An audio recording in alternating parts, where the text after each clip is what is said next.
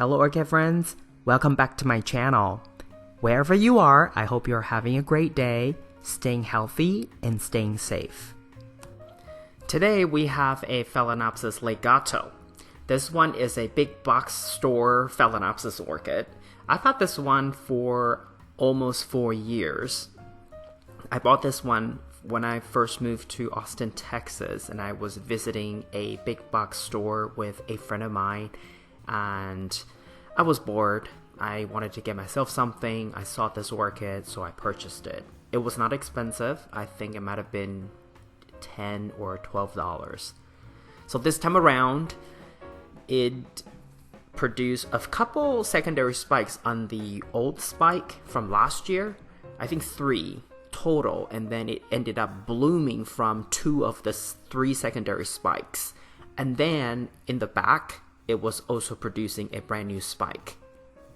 I had to use a twist tie to stabilize them, or at least so that it's not too top heavy, because the leaves are larger. This is a large size phal, by the way. I only have this one and other one, my phal sesame, that are large. The rest of my collection is mid to small size orchid.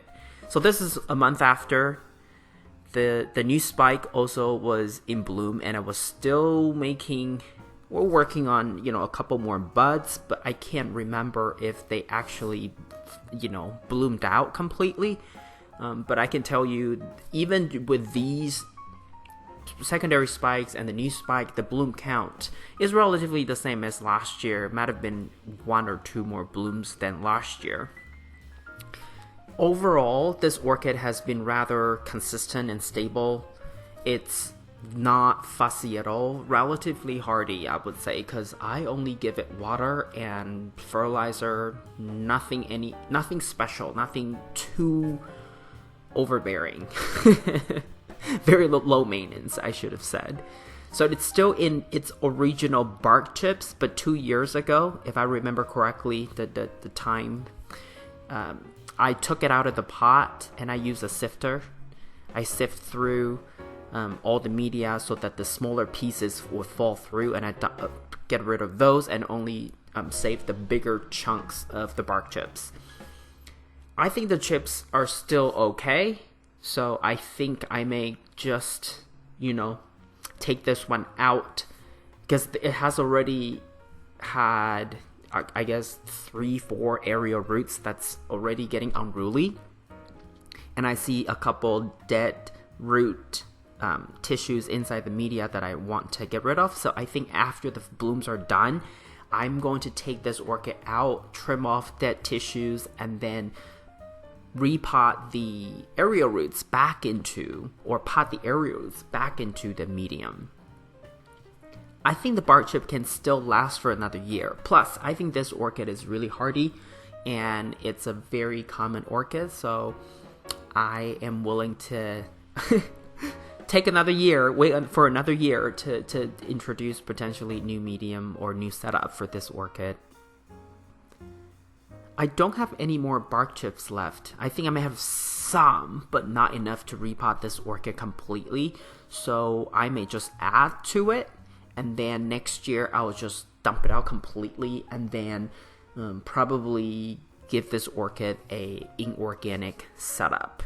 Whether it's semi-hydro or traditional, I don't know yet, but I can tell you, because of its size and the leaf span, everything, and it tends to get top heavy. Of course, it is a large phal, so I'm thinking I'll have to use a bigger container.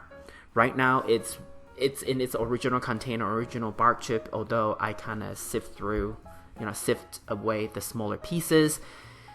I think it would require definitely a much bigger container.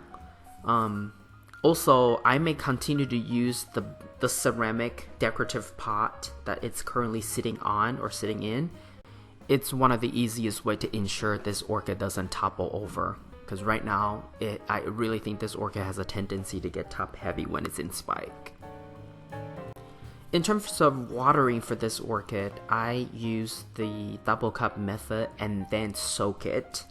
I don't just give it quarter cup of water, because quarter cup or even half a cup of water will go through the bark chip media so quickly that it would just not do its job. So I soak it really well, and I let it drain out completely, and that's it for a week.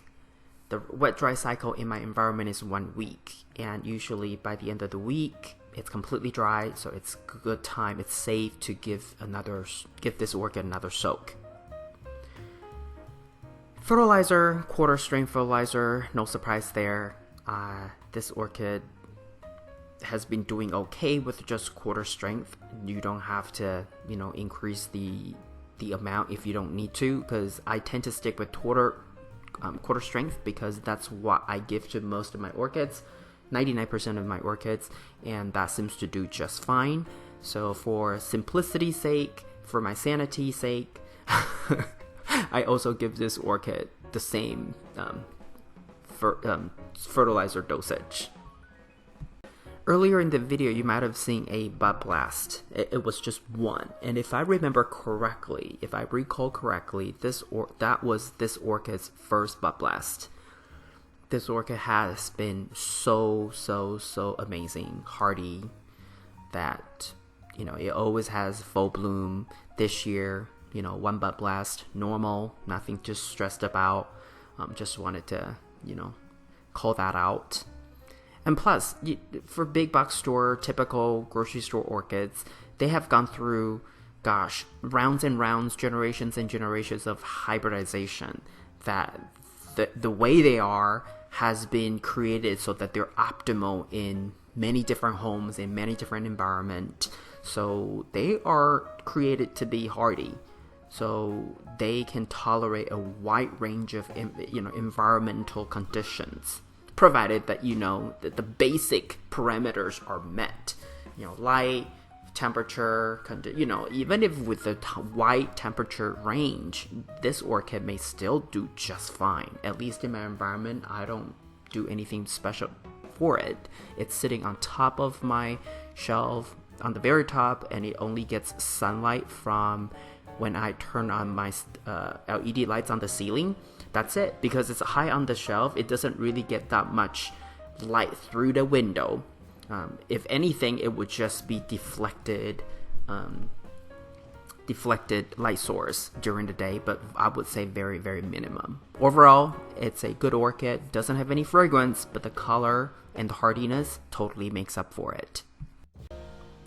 This is all I have for you today. If you like this video, please give it a thumbs up. And if you would like to get more orchid related videos from my channel, please subscribe and turn on the notification. I want to wish you happy growing, and I will talk to you in my next video. Ciao!